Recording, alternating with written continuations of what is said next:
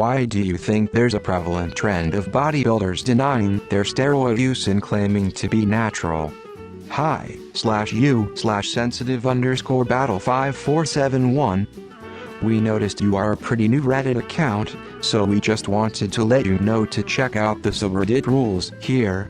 https://www.reddit.com/r/no-stupid-questions/wiki/rules and maybe have a read through our frequently asked questions. https://www.reddit.com/r/no-stupid-questions/wiki/index/faq.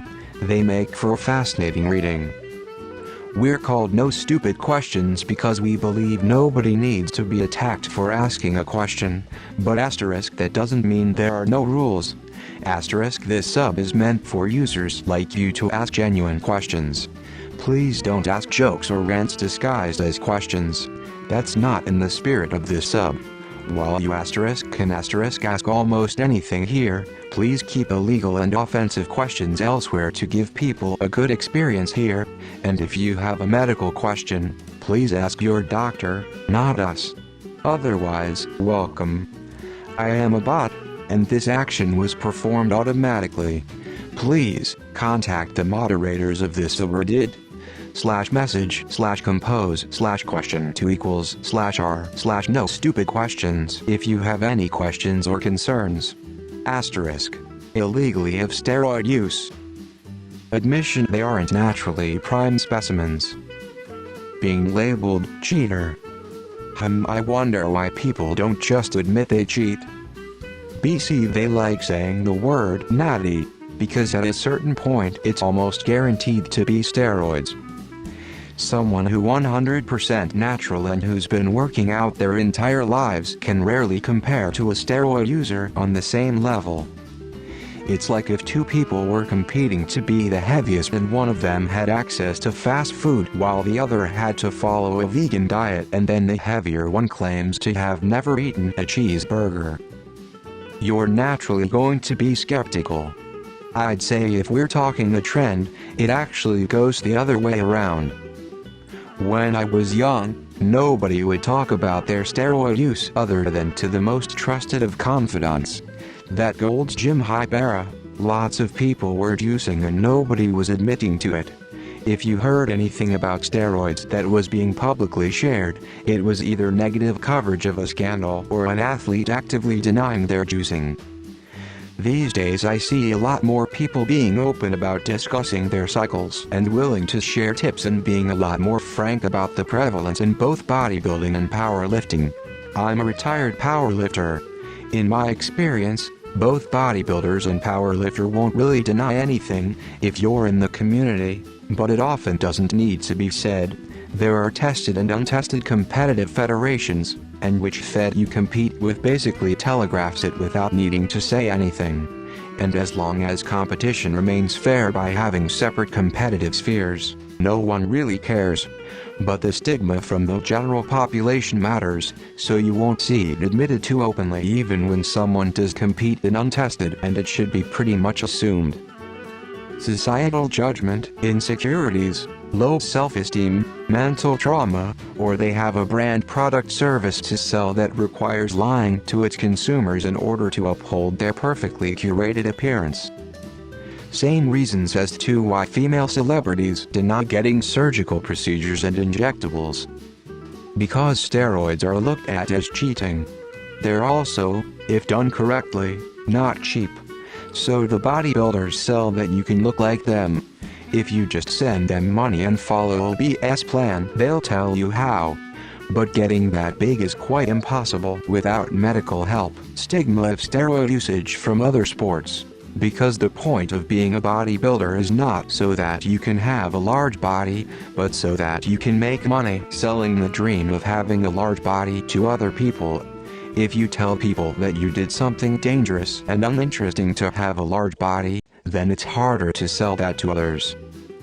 Because the results and progress pace are not interesting or a marketable program if the answer is a ton of illegal drugs. This is why any influencer guru is lying about it. Actors will lie about it because of the illegality. Taking drugs kills their endorsements. Athletes lie about it because it results in suspension or loss of awards.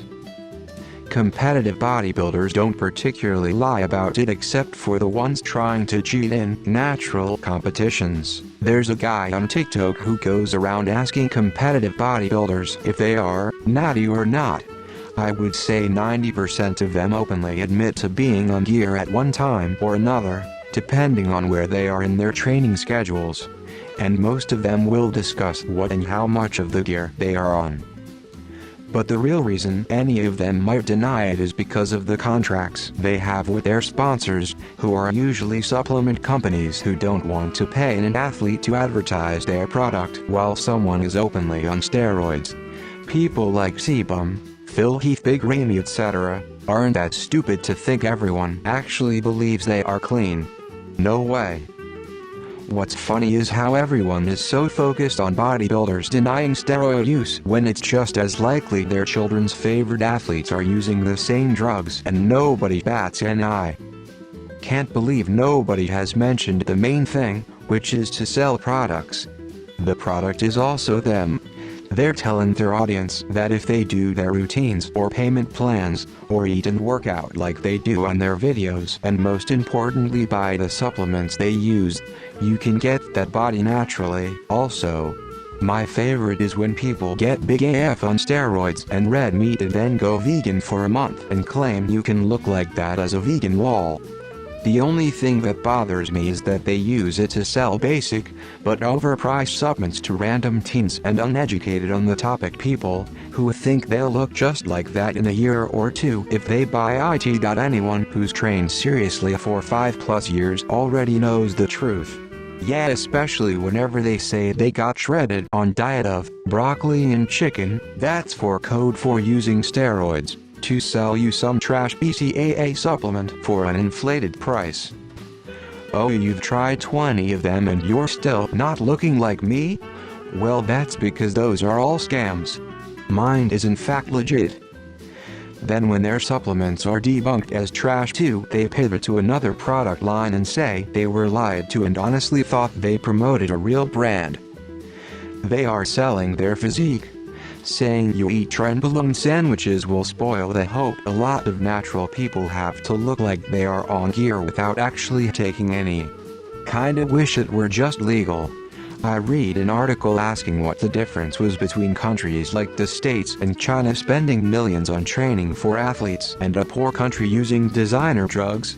It's not like Olympians are actually amateurs anymore because they want to sell their programs and supplements. If your program and supplements are trash, you'll trick people into thinking they're good because, look how good this guy look now. If your program and supplements are actually good, your average person who doesn't know how roids work will just dismiss all the gains.